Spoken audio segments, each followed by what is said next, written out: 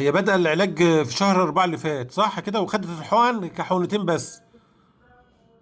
ايوه. اه. هي كانت شهرين. فلوبي هايبوتونيا. اه. طيب ماشي، بس هنا مش مكتوب دباكين، يعني مكتوب كبرة بس. لا بس احنا قلنا لك دكتور يوم بالموعد قلنا تاخذ دباكين، قلت لنا استمروا على الدباكين. ماشي. الاول البنت بقى، الاول الكهرباء كانت عامله ازاي، وبعدين بدأ يحصل ايه؟ تحسنت دكتور، تحسنت. يعني هي اول كانت يعني هي مع الكيتو اصلا متحسنه، مع الحميه الحمد اللي لله. بتخصصي الدماغ تحسنت واجد، بس تحسنت اكثر مع العلاج. اه يعني انت قصدك ان الحمى الكتونيه عندكم في الدمام مع الدكتور اللي عندكم كانت متحسنه كويس في الكهرباء، بس هي كان بيجي لها تشنجات اي. برضه، بدات تتحسن اكتر بعد ما خدت العلاج صح كده، العلاج بتاعنا.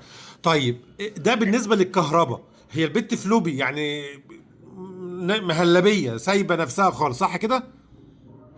اه. اي. وشلنا النزل تيوب اللي هي انبوب الانف، بس في شلنا انبوب في بس. المعده.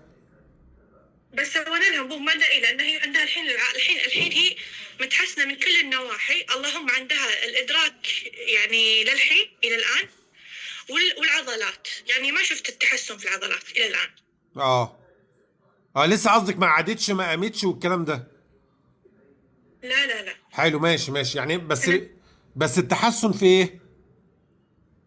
في الاخراج، وانت بكرامه كانت نستخدم لها حقن، يبقى كده حقن عضلات للاخراج. عضلات الجهاز الهضمي بدأت الحين لا، تتحرك.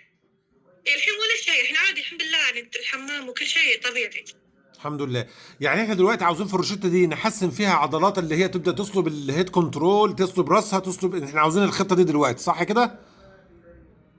اي انت دكتور وانت ادرى يعني. ايوه ده اللي هنعمله. وعاوزين نزود الانتباه. ايوه. انت امم. لا شوف دكتور، الحمد لله انتباه، ما راح اقول لا لك لا. الحمد لله الحين اناديها طالعني تضحك اول ولا شيء، انتباه خفيف يعني يمكن نقول 10%. يا ستي ما هو الاول ما كانت زيرو. اي. طيب الحمد لله. طيب